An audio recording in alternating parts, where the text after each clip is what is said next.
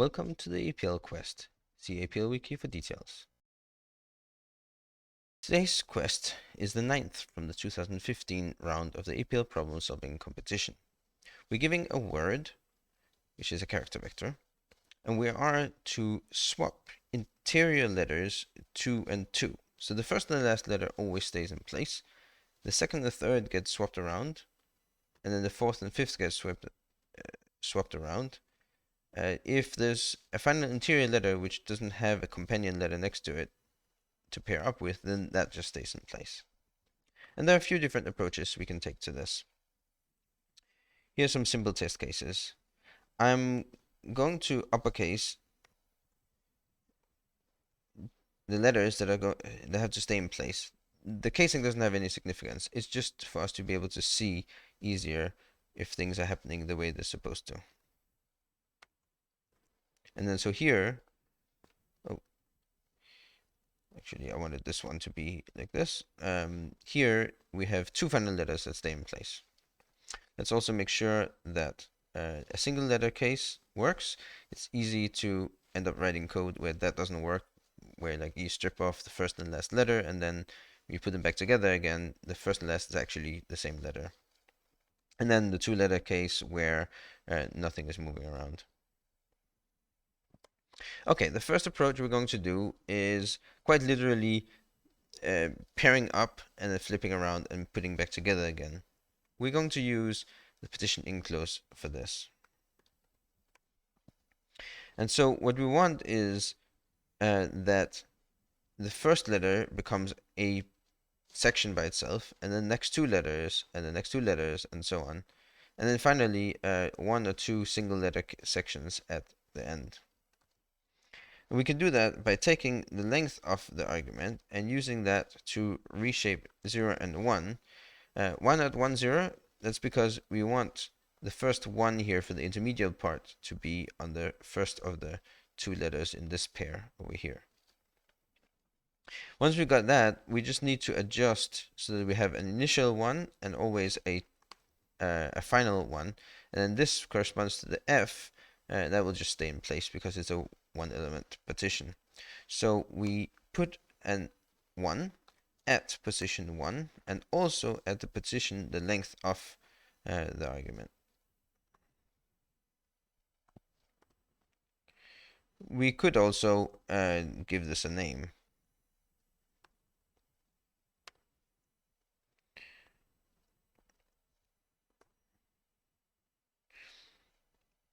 But it doesn't really save anything. Okay, this is our position vector. And then we use that for the position inclose on the argument. Flip each section, and the one element sections stay as they are when flipped. And then join them back together again within list. And that's our partitioned inclose based solution. Here's a trick you can do when you want to generate alternating sequences of zeros and ones. Then you can start off with all ones and do an XOR scan on that. Or for the opposite effect, start with all zeros and do an XNOR scan of that. What does that look like? Well, let's say that we have some letters and we want to generate this alternating sequence. So first, for the all zeros, what we can do is we do a 0 constant for each. But a CodeGolf trick is to do a self, or we can do a 1 constant each to get all ones. So the CodeGolf trick is to use a comparison with itself. So here, all these characters, when we ask which ones are different from themselves, that would give us all zeros. And if we ask which ones are equal to themselves, that would give us all ones. And then XOR for booleans is the same thing as different from. If we do a scan, then that will give us the alternating 1, 0, 1, 0. And if we flip things around, so we start off with the zeros, and then we do an XNOR scan on it, we get 0, 1, 0, 1, which is what we wanted in this case. So we can take this and stick into our solution over here to get 0, 1, 0, 1.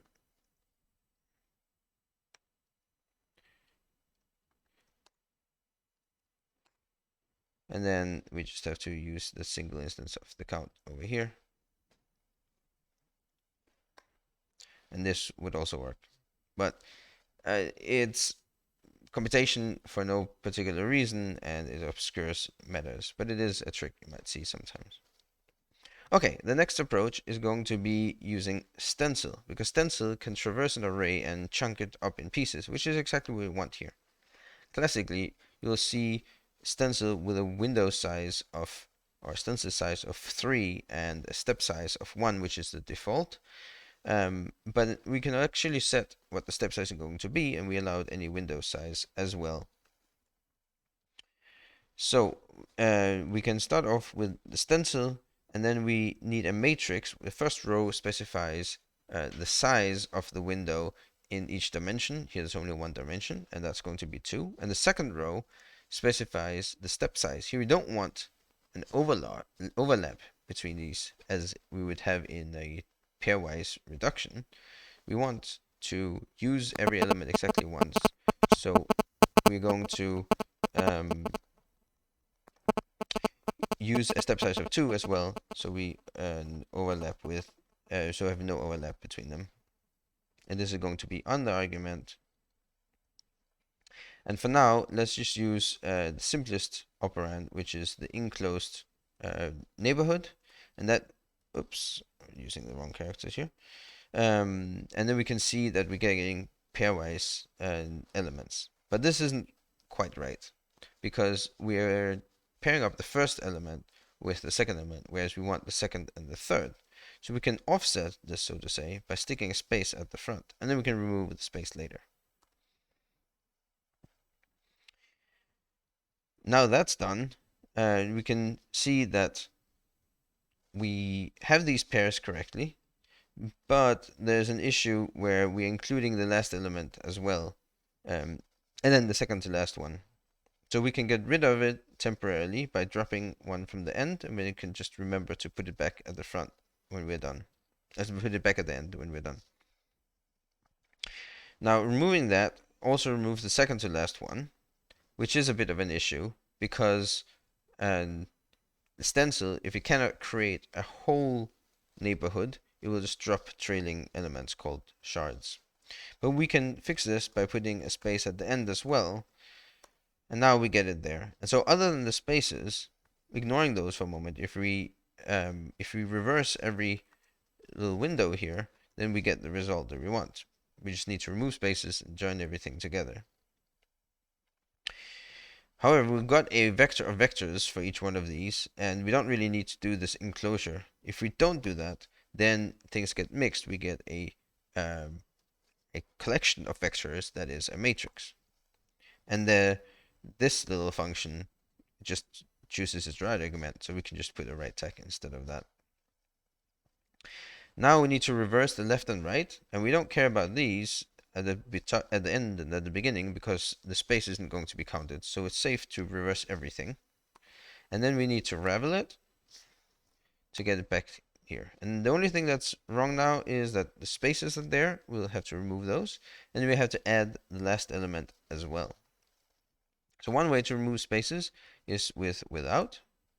Another clever way to do it is using intersection,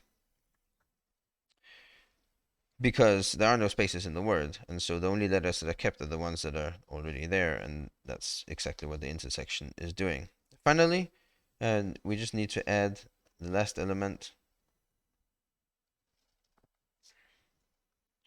from the argument to the end, and that gives us our result. So this is the stencil-based approach as well. Next, we are going to try to do an in-place reordering of elements. So we can use the @ operator to change things in the positions where they already are. Let's try that. And for that, we need to get the indices of the the medial elements, and then we're going to manipulate those with the left operand of the at operator. So let's start with this. So here's the count of elements, and we need to drop the first and the last. So we need 2 less than that, or we could subtract 2 for that sake.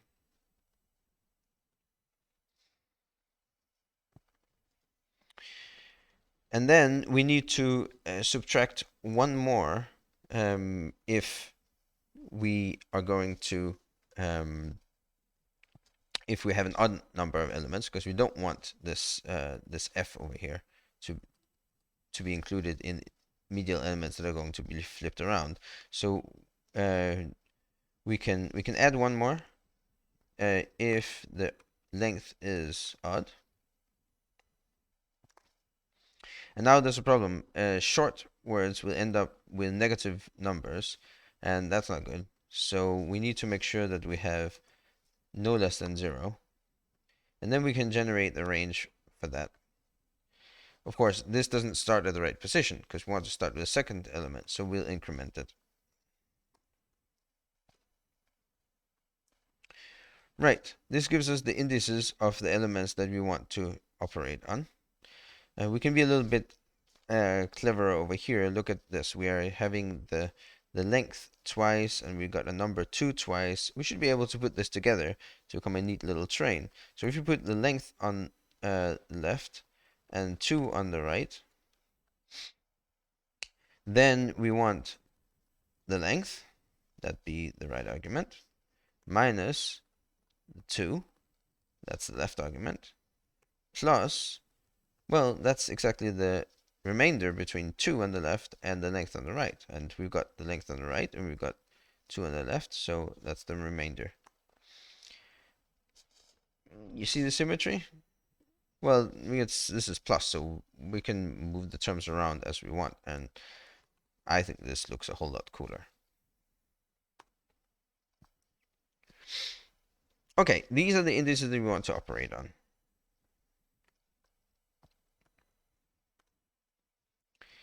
Now, what are we going to do with them?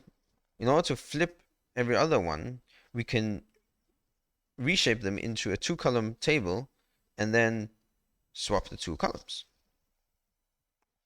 These are all the elements.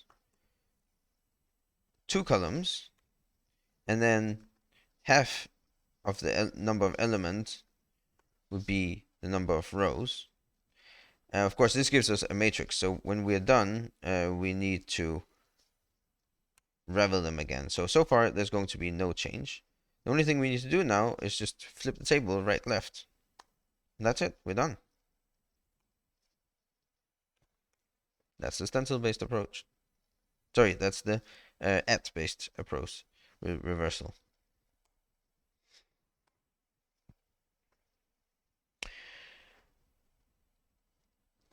But if we think about it, all we're doing here is reordering elements. So really, the result is a permutation of the argument. It should be possible to build this permutation vector from the ground up and then just use indexing to permute. Indeed, let's try that. So if we think about it, we start off with the first element, and then we want to get to the third element, and then the second, and then the fourth. Sorry, the fifth, and then the fourth. Okay, so the first, then the third, then the second, then the fifth, then the fourth. What are the distances between these? We can see the beginning of a pattern here.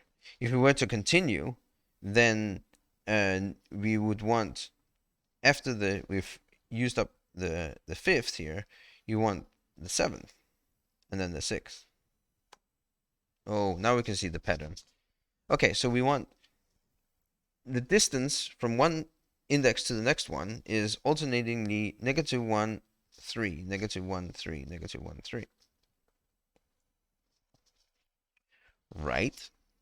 And then at the very end, we are going to have either the last element or the two last elements. Right, so that's 2 and 1 is the distance here. So we should be able to create these distances, and then we can, because this is just a cyclic reshape, and then the opposite of doing the pairwise difference is the running sum. This will allow us to go back again to these numbers that we had here, possibly offset by a little bit.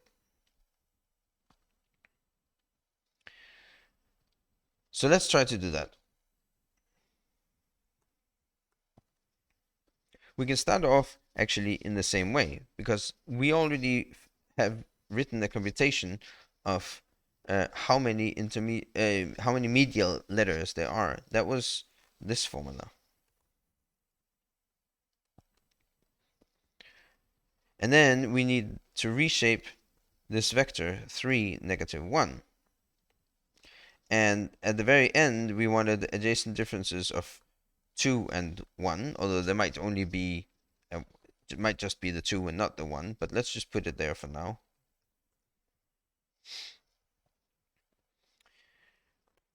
And then we can do the running sum on that. So this gives us the numbers that we were looking for, the indices up here. Just the 1 at the beginning is missing. So let's put the 1 there. Now, we might have too many elements because we always add 2 and 1 at the end. So we could selectively add the 1 by looking at the parity, whether or not we need to include it. But since we already have the length here, we can also just take the length from these, and that will shorten it down when necessary. That's our permutation vector.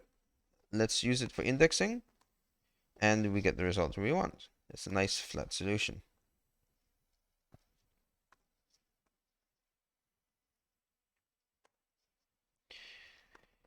But it is pretty verbose.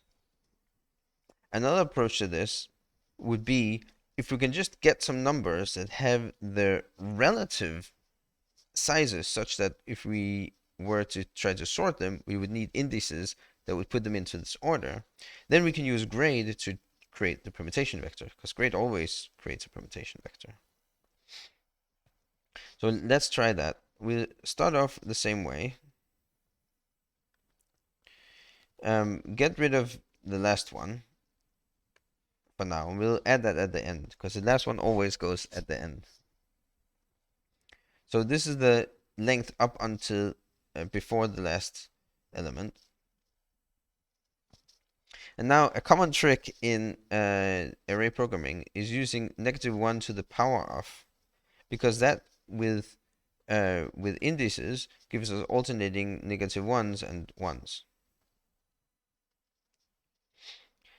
How is this useful? Well, let's look at the indices themselves and put these alternating -1s and 1s next to each other. So for now, I'm going to just stack them on top of each other by mixing the concatenation of enclosures. And now we can see if this is an adjustment value, and we adjust 1 down to 0 by subtracting 1, we adjust 2 up to 3, 3 adjusted down to 2, so that effectively flips these two. Next one is 4 adjusted up to 5, and 5 adjusted down to 4. So if you just sum these up, then we get these values that are very close to what we want. In fact, all we need to do is adding the value and at the end, and then regrading this. So grading it gives us a 1 here. And then we can put the n at the end.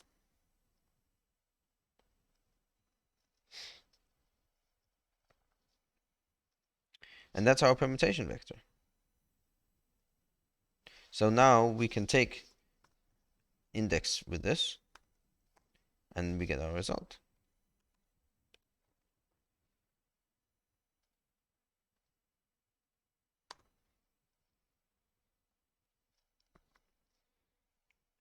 But we could possibly also note that all the grade did, because we already had the right values here, was change the 0 into a 1. So maybe we could do that as well.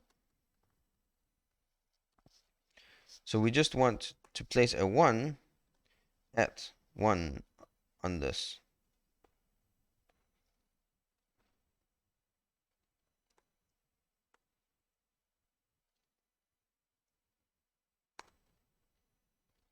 Nope, that's not working. What's the problem? The problem is that in the case where there aren't any elements that we need to deal with, so if we go back to this, then we have an empty here, and that's not going to work. We could do some clever trick about assigning to a one take of that, but it's going to become very complicated. So let's leave it at that with the grade.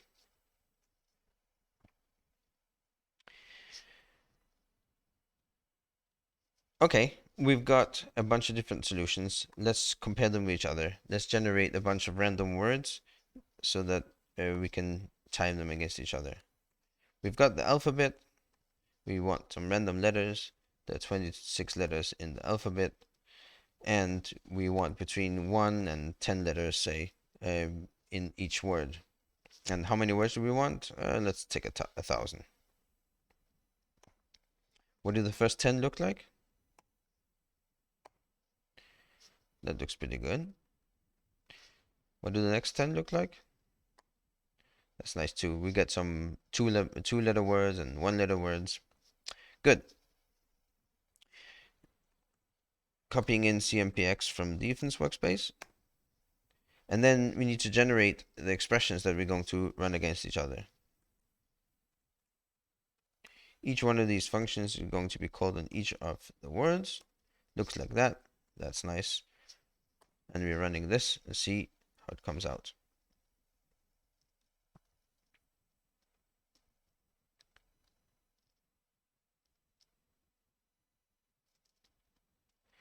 Oh dear, that's Stencil solution. That doesn't look very good. But the fastest one is actually the last one, which was a nice and short one as well. That was the indexing using grade. I would have maybe thought that creating the permutation vector with the running sum would have been faster, but turns out that it isn't. So that's our conclusion. Use grade and indexing, a very APLA approach for the optimal performance. Thank you for watching.